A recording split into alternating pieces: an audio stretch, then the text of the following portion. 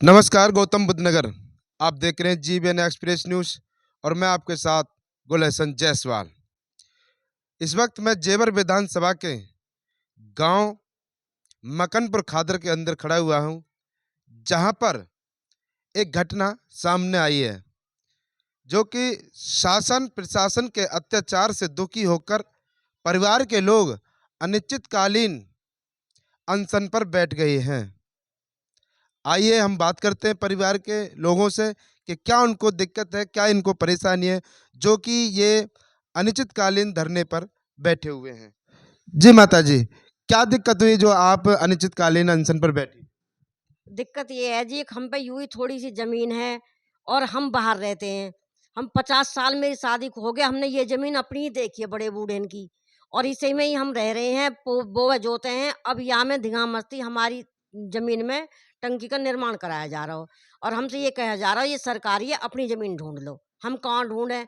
हम कहवे तो न्यू कह देगा जी हमें ना पता, हमें ये तो सरकारी है। जी, क्या नाम है तुम्हारा? पंकज कौशिक नाम है जी, मकनपुर से रहता हूँ।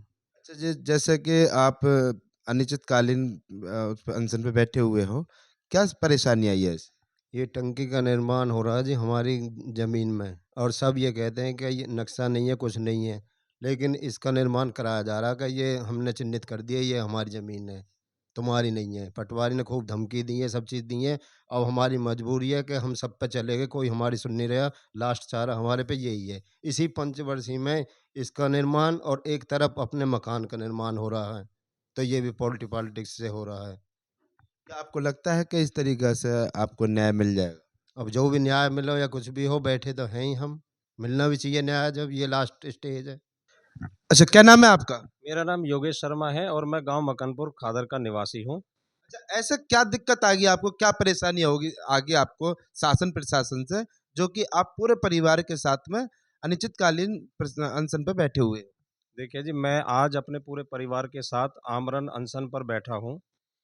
जो घटना मेरे साथ घटी है वो बहुत ही दुखद है। गांव में हमारी पुश्तैनी ज़मीन है, जिस पर हम पिछले 3 पीढ़ियों से काबिज़ चले आ रहे हैं।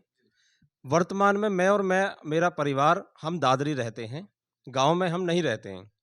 गांव में ना रहने की वजह से पटवारी और वर्तमान ग्राम प्रधान की मिलीभगत से हमारी पुश्तैनी जमीन में सरकारी पानी की टंकी का निर्माण जबरदस्ती कराया जा रहा है, जिसका कि मैंने विरोध अब से पहले कई बार किया।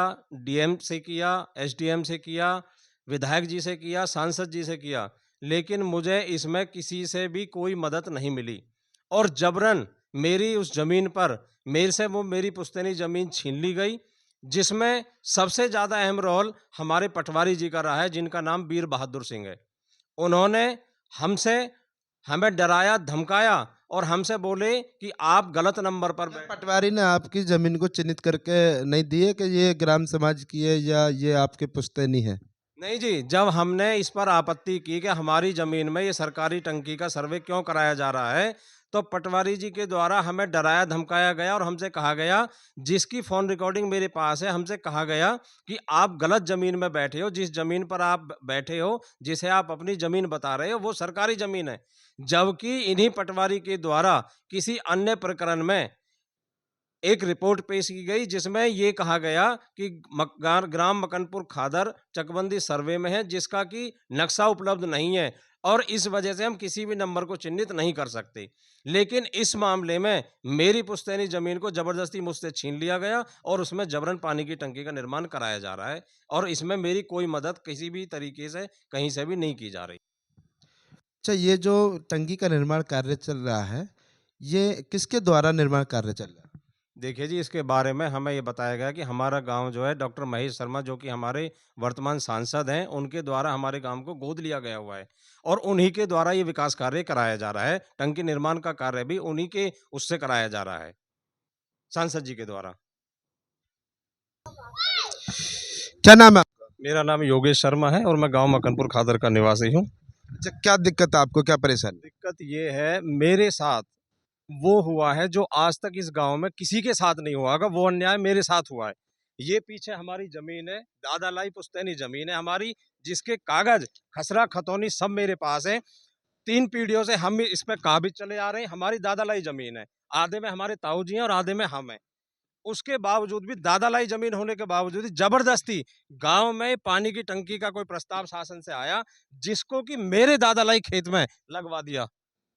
ये मेरी परेशानी है। तो क्या आपसे परमिशन नहीं ली उन्होंने? नहीं, मेरे से कोई परमिशन नहीं ली, बशर्ते इसके लिए मैंने डीएम, एसडीएम, विधायक, सांसद सबके यहाँ गुहार लगा के साथ गलत है और मेरे में टंकी का जबरदस्ती निर्माण कराया जा रहा है, जो निहायत ही गलत है। लेकिन मुझे कहीं से कोई मदद नहीं मिली इसके लिए। तो वो तो सरकारी जमीन अगर हो, एलएमसी जमीन हो, उसमें टंकी बनाई जाएगी।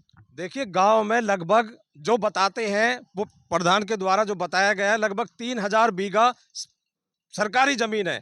लेकिन गांव में नक्शा ना होने के कारण किसी भी सरकारी जमीन को आज तक कोई भी सरकारी विभाग चिन्हित नहीं कर पाया। गांव हमारा अभी सर्वे में है, चकबंदी सर्वे में, जिसका नक्शा उपलब्ध नहीं है, जिसकी वजह से कोई भी नंबर चिन्हित नहीं हो पा रहा है। जबकि हम अपने नंबर पे पुश्तैनी काबिज है, जबरदस्ती मेरे इस नंबर को चिन्हित कर दिया और टंकी का निर्माण करा दिया गया। नहीं, जिस तरीका से आप बता रहे होगे, जब 3000 बीघे एलएमसी गांव के नाम है, हाँ जी।